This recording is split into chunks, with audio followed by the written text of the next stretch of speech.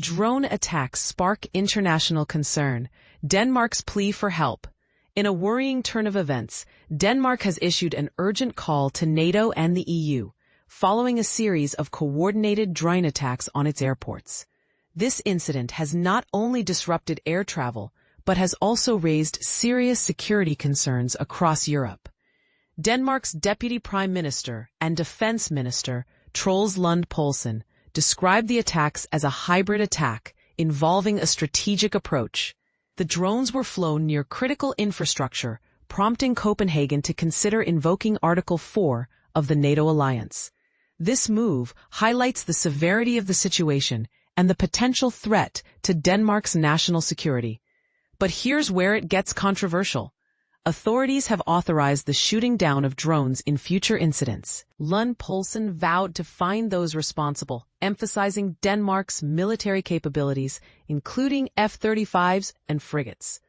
However, he also acknowledged a lack of tools to fully address this persistent threat, which he described as here to stay. Denmark is currently in the process of acquiring a ground-based air defense system, but even that may not be sufficient to counter the type of drones involved in Thursday's attacks. There is no single solution to make this threat disappear, Lund Poulsen said. We need a diverse range of tools to combat whatever comes our way, be it missiles or drones. Aalborg, Esbjerg, Sonderborg, and Skridstrup airports were all affected, with Aalborg, one of Denmark's largest airports, forced to close temporarily. The Danish police confirmed that the drones disrupting Aalborg's operations left the area after a few hours. And this is the part most people miss.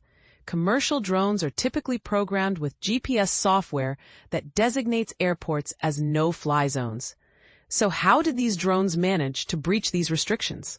This question remains unanswered, adding to the mystery and concern surrounding these incidents. The drone incursions over Denmark follow similar incidents at Copenhagen and Oslo airports, which officials suspect may involve Russian interference. European Commission President Ursula von der Leyen stated that these drones are part of a pattern of persistent contestation at Europe's borders. Europe is on high alert, with several NATO members reporting airspace violations by Russia. Estonia, Poland, and Romania have all triggered Article 4, requesting consultations with other NATO allies regarding these incursions. Russia has denied violating Estonian airspace and claimed the Polish incursion was not deliberate, but it remains silent on the Romania incident.